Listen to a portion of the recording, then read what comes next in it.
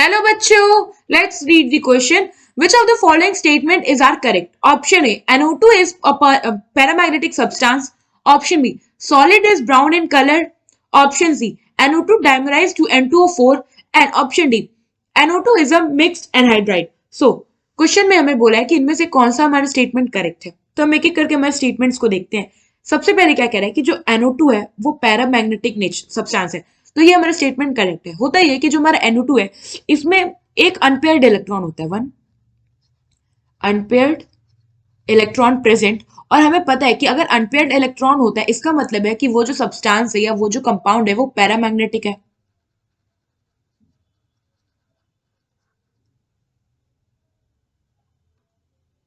Now the second one, यहाँ पे the solid is brown colour, तो यहाँ पे सॉलिड NO2 की बात की गई है। तो बेसिकली जो हमारा NO2 होता है वो एक गैस होती है। NO2 जो होता है ये हमारा गैस है, और ये जो गैस होती है ये ब्राउन कलर की गैस होती है। ब्राउन भी नहीं एग्जैक्टली ये थोड़ी रेडिश ब्राउन कलर की होती है। सो इसे हम प्रॉपरली लिखे तो यहाँ पर हो जाएगा NO2 जो होता है ये होता है हमारा रेडिश ब्राउन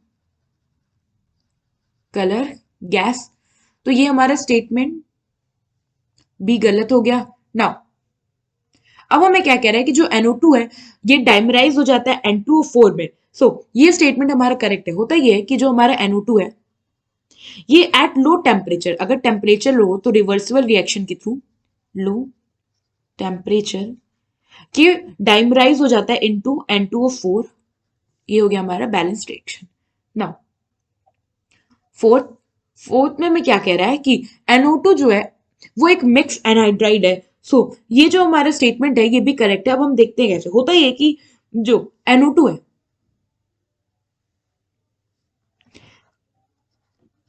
इसका अगर हम इसको वाटर में हाइड्रोलाइज कर दे, वाटर में एडिशन कर दे, तो यहाँ पे एक रिवर्सिबल रिएक्शन होता है और प्रोडक्ट में हमें मिलता है HNO2 which is nitrous acid और इसके साथ साथ HNO3 which is nitric acid.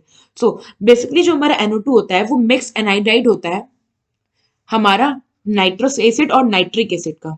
Nitrous HNO2 is nitrous acid and HNO3 is nitric acid.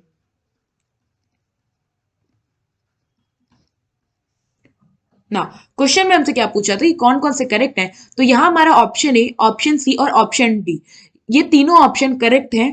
I hope आपको ये क्वेश्चन समझ में आया होगा। Thank you.